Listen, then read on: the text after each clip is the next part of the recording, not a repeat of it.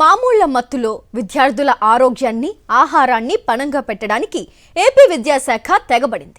కస్తూరిబా పాఠశాలల్లో భోజన తయారీ సామాగ్రి టెండర్లను సిండికేట్ చేతుల్లో పెట్టడానికి శరవేగంగా పావులు కదుపుతున్నారు. ఇన్నాళ్ళు జిల్లాల్లో జరిగే కొనుగోలు ప్రక్రియను ఇప్పుడు కేంద్రీకృతం చేసి నచ్చిన కాంట్రాక్టర్లకు దోచిపెట్టాలన్న కరప్షన్ స్కీమ్కు తెరలేపారంటూ విమర్శలు వెల్లువెత్తుతున్నాయి.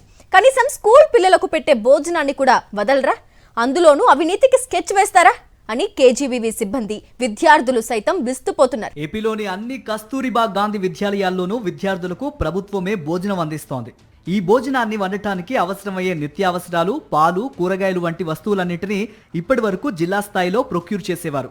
జిల్లా కలెక్టర్లు, జాయింట్ కలెక్టర్ల నేతృత్వంలోని ప్రొక్యూర్మెంట్ కమిటీ ద్వారా టెండర్లు నిర్వహించి సప్లై కాంట్రాక్ట్ ను ఖరారు చేసేవాళ్ళు. అయితే పిల్లలకు పెట్టే భోజనంలో ఎందుకు కమిషన్ రాకూడదంటూ ఓ టీడీపీ ముఖ్య నేతకు ఆలోచన వచ్చింది.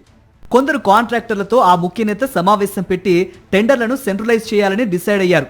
జూన్ 12న స్కూళ్లు తెరిచే నాటికే ఈ ప్రొక్యూర్మెంట్ కు సంబంధించిన టెండర్ల ప్రక్రియ ముగియాలి. కానీ ముఖ్య నేత వేసిన అవినీతి స్కెచ్ తో 2 నెలలు గడుస్తున్నా ఇప్పటికీ ప్రొక్యూర్మెంట్ టెండర్లు పూర్తి కాలేదు.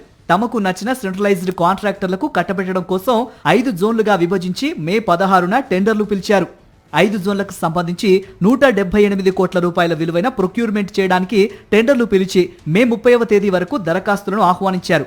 అయితే ఎలాంటి శాస్త్రీయత లేకుండా సెంట్రలైజ్ చేయడంపై కోర్టు కేసులు పడ్డాయి. దాంతో మొత్తం ప్రక్రియ ఆలస్యమైంది. జూలై 31వ తేదీ నాటికి కూడా ఈ సెంట్రలైజ్డ్ టెండర్ల ప్రక్రియ కొలిక్కి రాలేదు. టెండర్ల ప్రక్రియ పూర్తి కానప్పుడు పాత వారికే సరఫరా చేసే అవకాశం ఇవ్వాలి.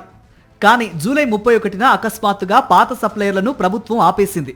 రాష్ట్ర వ్యాప్తంగా ఉన్న కేజీబీవీ పాఠశాలల సిబ్బంది స్థానికంగా 15 రోజులకు కావలసిన సరుకులు ప్రొక్యూర్ చేయాలని, ఈలోగా సెంట్రలైజ్డ్ టెండర్లను ఖరారు చేస్తామని సర్వశిక్ష అభియాన్ ప్రాజెక్టు డైరెక్టర్ ఆదేశాలు జారీ చేశారు. దీంతో ఆగస్టు 1 నుండి పాత కాంట్రాక్టర్లు సరఫరా నిలిపివేశారు. ఈ పరిణామాల ప్రభావం నేరుగా విద్యార్థుల ఆరోగ్యం, ఆహారంపై పడుతోంది. చంద్రబాబు ప్రభుత్వం కేజీబీవీ ఉద్యోగులకు 2 నెలల జీతాలు పెండింగ్ లో పెట్టింది. వాళ్ళ కుటుంబాలే గడవని పరిస్థితుల్లో వారినే సొంత డబ్బులు పెట్టి పిల్లలకు భోజనం పెట్టాలని ఆదేశించడంపై తీవ్ర విమర్శలు వెల్లువెత్తుతున్నాయి. తమకు నచ్చిన కాంట్రాక్టర్లకు టెండర్ ఇప్పించడం కోసం పసిపిల్లలను, సిబ్బందిని ఈ విధంగా ఇబ్బంది పెట్టడం ఏంటని విద్యార్థులు మండిపడుతున్నారు. మరిన్ని అప్డేట్స్ కోసం ఛానల్ ను సబ్స్క్రైబ్ చేయండి. నోటిఫికేషన్స్ కోసం బెల్ ఐకాన్ పై క్లిక్ చేయండి.